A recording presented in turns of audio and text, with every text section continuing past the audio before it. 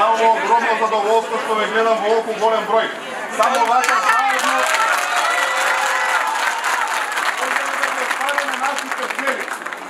сакам да подсетам, правото на протест е со устав загарантирано право. Посебно што овој протест се одвива за време на пауза. Пружањето на здравствена заштита не е загрозено. Огромна благодарност до синдикатите што не поддржаа денеска на овој протест. Се надева и ги повикува да не го подпишуваат тој штетен, дискриминаторски,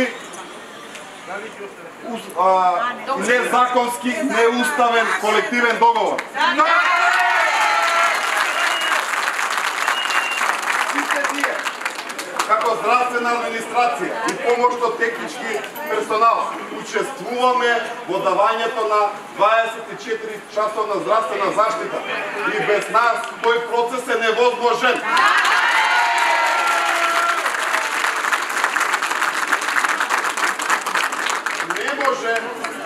Со девалвација на нашата струка и со скратување не може да очекува да бидеме мотивирани и да си работиме работата со љубов и внимание. Тоа е невозможно. Од минатиот процес до денеска остваривме 3 средби со министерот за здравство Венко Филипче и со една средба со министерот за информатичко општество Манчевски. На тоа утврдивме дека на вистина нема законски пречки за да ни се покачи нашата плата. Самиот министер Манчевски напомена дека многу одредби од Законот за административни службеници во нашата здравствена администрација се неприменливи. И затоа мора и ние како здравствена администрација, помошни технички лица, да се одвоиме како посебна група.